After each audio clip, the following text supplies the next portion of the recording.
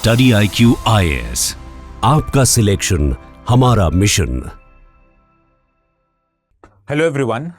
Operation सिंदूर के समय हमने ये रियलाइज किया कि इंडिया का एयर डिफेंस कवर जो है वो one of the world's most powerful है। पर इसके होने के बावजूद न्यू दिल्ली को एक नया स्वदेशी एयर डिफेंस कवर प्रोवाइड किया जा रहा है।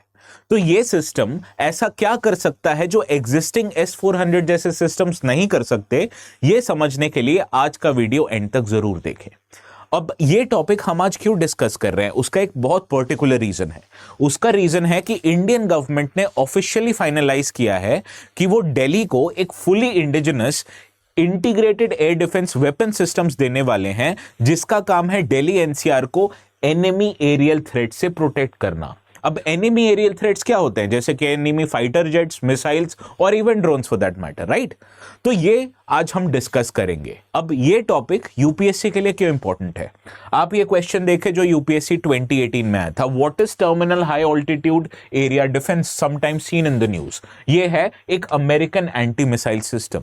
तो जब एक American anti missile system India के यूपीएससी एग्जाम में पूछ सकते हैं, तो इंडिया का इंडिजिनस सिस्टम तो ऑब्वियसली उससे ज्यादा इंपॉर्टेंट हुआ। इसीलिए हम ये टॉपिक डिस्कस कर रहे हैं। बट ये एयर डिफेंस सिस्टम बनाने का आइडिया कहां से आया? उसका आइडिया आया लेसन्स फ्रॉम रीसेंट कॉन्फ्लिक्ट। अब दुनिया में in the past few years काफी सारे कॉन्फ्लिक्ट्स हुए हैं, जैसे कि Armenia Azerbaijan conflict, Israel and Hamas conflict, Russia and Ukraine conflict. So much so that India ने रिसेंटली एक पाकिस्तान के साथ भी कॉन्फ्लिक्ट में पार्ट लिया था, जिसका नाम था ऑपरेशन सिंदूर। अब इन कॉन्फ्लिक्ट्स में यह देखा गया कि जो फर्स्ट लाइन ऑफ अटैक होता है वो जनरली एनिमी के फाइटर जेट्स और मिसाइल सिस्टम से नहीं होता है, वो होता है ड्रोन्स और लॉइटरिंग म्यूनिशन से। और जो सिटीज एक medium range anti air defence systems पे डिपेंडेंट होती हैं, ये ड्रोन्स और लॉइटरिंग म्यूनिशंस के काफी वल्नरेबल है। तो कोई अर्बन एरिया या बड़े मेट्रोपॉलिटन सिटी को प्रोटेक्ट करने के लिए आपको चाहिए एक ऐसा एयर डिफेंस सिस्टम जो कि मल्टी लेयर्ड है और सिटी स्पेसिफिक नीड्स के लिए केटर्ड है। अब आप समझ सकते हैं, कोई भी एक मेट्रोपॉलिटन एरिया होगा like Delhi, it won't face threats from enemy aircrafts और मिसाइल सिस्टम्स, क्योंकि उसके लिए आपने S-400 ऑलरेडी डिप्लॉय कर रखा है। तो आपको एक ऐसा सिस्टम चाहिए जो सिटी के ज्योग्राफी को समझे, उसके थ्रेट परसेप्शन को समझे और खास तौर पे सिटी के इस अप्रोच को इंटीग्रेटेड वे में कवर करे। और यही कवर करता है इंडिया का नया इंडिजिनस एयर डिफेंस सिस्टम। जो स्लाइड्स में आज के नोट्स में यूज कर रहा हूं, अगर आपको इनको डाउनलोड करना है तो आप जा सकते हैं एक पर्टिकुलर टेलीग्राम चैनल पे जिसका नाम है ATS लाइव। और इस टेलीग्राम पे डाउनलोड करते हुए नोट्स को आप सब्सक्राइब करना ना भूलें, क्योंकि फ्यूचर के कोई भी अपडेट्स भी इसी टेलीग्राम चैनल पे आपको मिलेंगे। अब चलिए ये समझते हैं कि जो एग्जिस्टिंग एयर डिफेंस कंपोनेंट्स हैं इंडिया के एयर डिफेंस सिस्टम्स के, जैसे कि S-400, इंडिजिनसली डेवलप्ड आकाश मिसाइल और इजराइल के साथ डेवलप किया हुआ बराक गेट, दिल्ली के लिए क्यों एनफ नहीं है या ये दिल्ली में क्यों डिप्लॉयड नहीं है। पहला रीजन है एग्जिस्टिंग सिस्टम्स जो हैं वो इंडिया के अलग अलग थ्रेट्स को कवर करते हैं और वो दिल्ली के लिए स्पेसिफिकली डिप्लॉय नहीं किए जाते हैं। फॉर एग्जांपल S-400 जो है ये स्ट्रेटेजिकली पोजीशन किया गया है इंडिया के बॉर्डर एरियाज पे, खास तौर पे वेस्टर्न बॉर्डर पाकिस्तान के साथ है, नॉर्दर्न बॉर्डर चाइना के साथ। और ये एक बड़े एरिया को, बड़े एयर स्पेस को इंडिया को प्रोटेक्ट करता है, कुछ एरियाज दिल्ली NCR को भी प्रोटेक्ट करता है। On the other hand indigenously develop Akash systems and Israel के साथ डेवलप किया हुआ बराक 8 बैटरीज, इनको डिप्लॉय किया जाता है एयर बेसेस, मिलिट्री एसेट्स और बॉर्डर डिफेंस को प्रोटेक्ट करने के लिए। तो रीजन है जो ये एग्जिस्टिंग सिस्टम्स हैं ये दिल्ली NCR को केटर नहीं करते हैं, ये केटर करते हैं मिलिट्री एयर बेसेस को, बॉर्डर एरियाज को और इंडिया के ब्रॉडर एयर स्पेसेस को। दूसरा रीजन है जो सिस्टम्स होते हैं डिफेंस सिस्टम्स को, इनको अलग अलग नीड्स और थ्रेट परसेप्शन के हिसाब से डिजाइन किया जाता है। पहले समझते हैं S-400, बराक 8 और आकाश किन थ्रेट्स के लिए स्पेसिफिकली डिजाइंड है। अगर आप इस टेबल को देखें तो आप एक समझेंगे कि जो बैलिस्टिक और क्रूज मिसाइल्स होती हैं और फाइटर जेट्स होते हैं, स्पेसिफिकली इनको प्रोटेक्ट करने के लिए S-400, बराक 8 और आकाश को डेवलप किया गया है। इनके कुछ कैरेक्टरिस्टिक्स हैं। ये फाइटर जेट्स और मिसाइल्स फर्स्ट ऑफ ऑल काफी हाई स्पीड में ट्रैवल करते हैं और दूसरा ये काफी हाई ऑल्टीट्यूड में ट्रैवल करते हैं। तो जो एग्जिस्टिंग सिस्टम्स हैं ये केटर्ड हैं हाई स्पीड मूविंग टारगेट्स को काउंटर करने के लिए जो एक हाई ऑल्टीट्यूड पे ट्रैवल करते हैं। On the other hand modern era में, मॉडर्न वॉरफेयर में यूज होता है ड्रोन्स और लॉइटरिंग म्यूनिशंस, खास तौर पे स्वॉर्म ड्रोन्स मतलब multiple drones at a single time attack of one particular place. अब इनको काउंटर करने के लिए ये होते हैं स्लो फ्लाइंग ऑब्जेक्ट्स और लो फ्लाइंग ऑब्जेक्ट्स। तो जो स्लो और लो फ्लाइंग ऑब्जेक्ट्स है, ये traditional air defence systems effectively counter नहीं कर सकते हैं। तो ये दूसरा रीजन है ताकि हम इंडिया को, खासतौर पे दिल्ली एनसीआर को, एक different indigenous air defence system क्यों प्रोवाइड कर रहे हैं। अब समझते हैं तीसरा कारण। तीसरा कारण है इकोनॉमिक्स। अब S-400 को, आपको कोई भी एरियल थ्रेट को डिस्ट्रॉय करने के लिए आपको फायर करनी पड़ेंगी मिसाइल्स, और ये मिसाइल्स होती हैं 7 से 15 करोड़ की एक missile. On the other hand जो टेररिस्ट यूएवीज और ड्रोन्स यूज करते हैं टू अटैक एनी सिविलियन और मिलिट्री इंस्टॉलेशंस, ये ड्रोन्स टेररिस्ट को अराउंड 50,000 to 5 लाख रुपीस के पड़ते हैं। अब आप समझिए, क्या आप एक 7 से 15 करोड़ के मिसाइल को इफेक्टिवली 50,000 से 5 लाख के ड्रोन को इफेक्टिवली काउंटर कर सकते हैं? कर तो सकते हैं, बट इसका कॉस्ट काफी हाई होगा। इन अ लॉन्गर रन ये कंट्री को फाइनेंशियली पिंच करेगा। तो ये थर्ड रीजन है, इकोनॉमिक्स।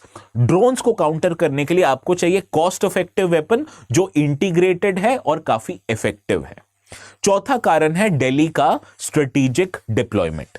अब दिल्ली में काफी सारे इंपॉर्टेंट इंस्टॉलेशंस है, पॉलिटिकल इंस्टॉलेशंस है, जैसे पार्लियामेंट है, प्राइम मिनिस्टर्स ऑफिस है, डिप्लोमेटिक इंस्टॉलेशंस है जैसे कि फॉरेन कंट्रीज के हाई कमीशन और एम्बेसीज, आर्मी का डिफेंस हेडक्वार्टर है, स्ट्रेटेजिक कमांड सेंटर्स है, और ये सारे ज्योग्राफिकली काफी डिस्पर्स्ड है सेंट्रल और साउथ दिल्ली के अराउंड।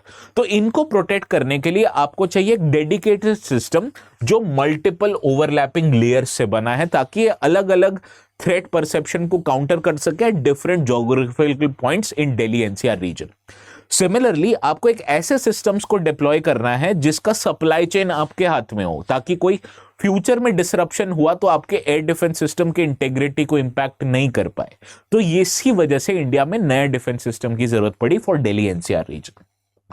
पांचवा रीजन है, if we depend on other countries like we do on Russia for S-400 missile, जैसे कि हम डिपेंड करते हैं इजराइल पे for supplies of Barak eight missile system, ये इंडिया को एक स्ट्रेटेजिकली रिस्की पोजीशन में डालता है। अगर कोई वॉर रशिया और इजराइल के साथ हुई तो जनरली उनकी सप्लाईज इंडिया को इफेक्टेड होंगी। और क्या हम इस कॉन्फ्लिक्ट और किसी भी कॉन्फ्लिक्ट में ये अफोर्ड कर सकते हैं? Obviously not. लास्ट रीजन है, जो शायद सबसे इंपॉर्टेंट रीजन है, वो है जो एयर डिफेंस सिस्टम होता है खाली मिसाइल से नहीं बना होता है। इन मिसाइल्स को इफेक्टिवली फायर करने के लिए आपको चाहिए एक बैकग्राउंड सिस्टम, और एयर डिफेंस मिसाइल सिस्टम्स के बैकग्राउंड में आते हैं इफेक्टिव रडार्स। इन रडार्स के थ्रू बड़ा एयर स्पेस स्कैन होता है और ये डेटा जाता है कमांड एंड कंट्रोल सिस्टम को। Command and control system threat perception को एनालाइज करता है और उसके according different component of air missile systems fire होते हैं जो एक थ्रेट को इफेक्टिवली न्यूट्रलाइज करते हैं। और इन सारे अलग अलग layers of air defence systems को आपस में इंटरैक्ट करना होता है, आपस में कोऑर्डिनेट करना होता है, इनके बीच में कम्युनिकेशन होना चाहिए। अब आप समझिए, आपने मिसाइल सिस्टम एक कंट्री से लिया, रडार सिस्टम दूसरे कंट्री से लिया और कमांड एंड कंट्रोल सिस्टम तीसरे कंट्री से लिया, तो जाहिर सी बात है इनको इंटीग्रेट करने में काफी डिफिकल्टी फेस करनी पड़ेगी, जो आप एक अर्बन एरिया के डिफेंस सिस्टम्स में अफोर्ड नहीं कर सकते हैं। इसीलिए सारे ग्राउंड्स अप, जो सारे कंपोनेंट्स हैं एयर डिफेंस सिस्टम को, उनको इंडिया में इंडिजिनसली डिजाइन एंड डेवलप किया जाता है। अब समझे इस बात को। चलिए अब इस वे में ये समझते हैं कि इंडिया का जो इंटीग्रेटेड एयर डिफेंस सिस्टम है, इसका क्या इंपॉर्टेंस है और इसका क्या सिग्निफिकेंस है। पहला सिग्निफिकेंस है, ये कंप्लीटली इंडिजिनस सिस्टम है और एक ये मल्टी लेयर प्रोटेक्शन प्रोवाइड करता है in form of air defence system, और इन मल्टी लेयर प्रोटेक्शन को इंश्योर करता है by use of combination of missile, laser as well as use of command and control system technologies. इसके 3 components है। पहला कंपोनेंट है quick reaction surface to air missile systems, second component है very short range air defence system, and third is a high powered laser based directed energy weapon. इन तीनों components को एक एक करके स्पेसिफिकली अंडरस्टैंड करते हैं। पहला कंपोनेंट है IADWS का, वो है quick reaction surface to air missile system, जो कि डेवलप किया गया है DRDO के कारण। ये एक शॉर्ट रेंज मिसाइल सिस्टम है जो कवर करता है 5 से 30 किलोमीटर का range which has a capability of firing missiles. इसका सबसे बड़ा एडवांटेज है कि एक मोबाइल प्लेटफॉर्म जैसे कि ट्रक्स पे डिप्लॉय होता है, तो वॉर सिचुएशन या थ्रेट सिचुएशन में आप इसको क्विकली रीडिप्लॉय कर सकते हैं ताकि एनिमीज को आपके मिसाइल सिस्टम्स की लोकेशन ना पता चले। और सबसे बड़ा एडवांटेज है कि ये एयर डिफेंस प्रोवाइड कराता है व्हाइल ऑन द मूव, इसको स्टेशनरी होने की जरूरत नहीं है। दूसरा कंपोनेंट है इस एयर डिफेंस सिस्टम का, उसको कहते हैं वी शॉर्ट्स, जो कि एक एब्रिविएशन है very short range air defence system का। यह डेवलप किया गया है डीआरडीओ की एक लैबोरेटरी रिसर्च सेंटर इमारत आरसीआई द्वारा। अब ये एक man portable air defence system है, इसको कैरी करने के लिए आपको एक व्हीकल नहीं, एक इंसान भी कैरी कर सकता है, मेरे और आपके जैसे इंसान नहीं, एक ट्रेन सोल्जर। और ये टारगेट करता है स्पेसिफिकली उन फ्लाइंग ऑब्जेक्ट्स को लो ऑल्टीट्यूड फ्लाइंग करते हैं और वेरी शॉर्ट रेंज टारगेट करता है। तीसरा कंपोनेंट है जो शायद सबसे इंपॉर्टेंट कंपोनेंट है, वो एक directed energy laser weapon systems. अब इस लेजर वेपन सिस्टम से हमने इकोनॉमिक्स को ध्यान में रख के डेवलप किया है। जैसा कि मैंने आपको पहले भी बताया, कोई भी लो कॉस्ट फ्लाइंग ऑब्जेक्ट है जैसे कि ड्रोन्स, उसको डिस्ट्रॉय करने के लिए हम करोड़ रुपीस के मिसाइल्स यूज नहीं कर सकते क्योंकि वो इकोनॉमिकली सस्टेनेबल नहीं है। तो आपको चाहिए एक लो कॉस्ट मेथड, और ये लो कॉस्ट मेथड है हाई पावर्ड लेजर बीम। इनको आप यूज कर सकते हैं to strike and destroy targets, and ये काफी हाई स्पीड के होते हैं। Obviously they attack with the speed of light. अब ये एनिमी एयरक्राफ्ट को डिस्ट्रॉय ही नहीं करते, ये कट भी कर देते हैं और कई केसेस में स्ट्रक्चरली फेल भी कर देते हैं उनके ऑपरेशन सिस्टम्स को, ताकि वो क्रैश कर जाए ऑटोमेटिकली। तो ये इंपॉर्टेंट कंपोनेंट्स है। अब इन तीन कंपोनेंट्स को आपस में इंटरैक्ट करने के लिए, थ्रेट सिस्टम्स को एनालाइज करने के लिए, और उन तीन में से एक कंपोनेंट को डायरेक्ट करने के लिए आपको चाहिए पड़ता है एक कमांड एंड कंट्रोल सिस्टम। और इस वेपन सिस्टम्स का command and control system develop किया गया है defence research and development laboratory, जो एक डीआरडीओ का इंस्टीट्यूशन है, और यही इंस्टीट्यूशन नोडल एजेंसी है इस मिसाइल सिस्टम्स के डेवलपमेंट प्रोग्राम की। और ये कमांड एंड कंट्रोल सिस्टम ये एक्ट करता है as a central hub for coordinating and integrating all the weapon components। और ये सबसे इंपॉर्टेंट फैक्ट है, integration of different weapon systems, all of which are स्वदेशी, एंड दैट इज वाई हम इनको सक्सेसफुली एंड इफेक्टिवली इंटीग्रेट कर पाते हैं। समझ गए? अब एक इंपॉर्टेंट क्वेश्चन है जो मैंने डिजाइन किया, पर उसके बारे में चर्चा करेंगे। पहले समझते हैं इस एयर डिफेंस सिस्टम का सिग्निफिकेंस या इंपॉर्टेंस इंडिया के लिए क्या है। पहला सिग्निफिकेंस है, ये इंडिया के नेशनल कैपिटल और क्रिटिकल इंफ्रास्ट्रक्चर को प्रोटेक्ट करता है from enemy swarm drones effectively and any flying object. दूसरा है इसका स्वदेशी होना। पहले इंडियन गवर्नमेंट ने प्लान किया था कि वो US based air defence system NASAMS second को प्रोक्योर करेंगे to protect Delhi NCR region, but उसके बजाय जब इंडिया ने खुद indigenously design and develop system deploy किया है, तो ये बताता है कि इंडिया अपने डिफेंस टेक्नोलॉजी पे काफी कॉन्फिडेंट है। एक बात आपको समझनी पड़ेगी, जो डिजाइन एंड डेवलपमेंट होता है of an air defence system, ये काफी टेक्निकली कॉम्प्लेक्स होता है। तो जब ये कॉम्प्लेक्स डिजाइन सिस्टम्स हम अपने से डेवलप कर पा रहे हैं, तो जाहिर सी बात है ये मेक इन इंडिया के प्रोजेक्ट को काफी बड़ा पुश देता है। तीसरा रीजन है, ये मल्टी डिफेंस आर्किटेक्चर को इंटीग्रेट करता है। इंडिया के एयर स्पेस को प्रोटेक्ट करने के लिए हमारे पास कई सारे हथियार है, जैसे कि मिसाइल सिस्टम्स है, एयर डिफेंस सिस्टम्स हैं, इंडियन एयरफोर्स और नेवी के फाइटर एयरक्राफ्ट्स हैं, और इन सब को स्ट्रेटेजिक एयर स्पेस को एनालाइज करने के लिए रेडार्स चाहिए, और कोई भी थ्रेट को डिस्ट्रॉय करने के लिए कमांड एंड कंट्रोल सिस्टम चाहिए। तो ये दर्शाता है कि हम इंडिया के एयर डिफेंस कैपेबिलिटीज को कंप्लीटली ग्राउंड अप लेवल से इंटीग्रेट कर पा रहे हैं। तो यही सारा इंपॉर्टेंस है इस स्वदेशी एयर डिफेंस सिस्टम का। अब क्वेश्चन सॉल्व करने से पहले कुछ बात ध्यान में रखें। जैसा कि आपको अगर यूपीएससी 2027 या 28 अटेम्प्ट देना है, तो उसके लिए चाहिए आपको रिलायबल कंटेंट, आपको चाहिए इफेक्टिव टीचिंग, आपको चाहिए अपने डाउट सॉल्व करने के लिए 1-to-1 मेंटरशिप, आपको अपने लर्निंग को प्रैक्टिस करने के लिए चाहिए मॉक टेस्ट सीरीज, राइट। और ये सारे फीचर्स अवेलेबल हैं स्टडी आईक्यू के रेजोल्यूशन प्लस बैचेस में। आपको यह समझना पड़ेगा कि जो रेजोल्यूशन प्लस बैचेस हैं, ये हिंदी, इंग्लिश और बाइलिंगुअल लैंग्वेजेस में अवेलेबल हैं, अलग अलग बैचेस। और ये 2 बैचेस अवेलेबल हैं फॉर स्टूडेंट्स जिनको एग्जाम देना है 2027 में या जिनको एग्जाम देना है 2028 में।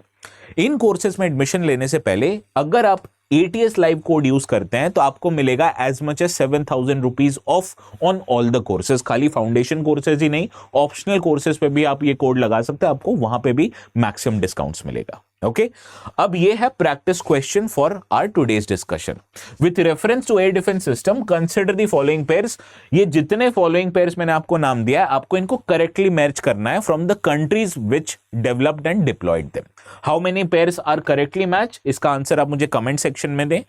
आपको आंसर, अगर आपने सही आंसर दिया होगा तो आपके कमेंट्स को मैं थम्स अप करूंगा, आप समझ जाएंगे आपका आंसर सही है। और वंस अगेन नोट्स डाउनलोड करना है तो आपको मिलेगा इस टेलीग्राम चैनल पे जिसका नाम है ATS लाइव। तो आज के लिए इतना ही, कल हम फिर मिलेंगे same time same place at 9 PM। और हाँ, इस चैनल को सब्सक्राइब करना ना भूलें अगर आपने अब तक चैनल को सब्सक्राइब नहीं किया तो। Please have a very good night. Study IQ IAS, आपका सिलेक्शन हमारा मिशन।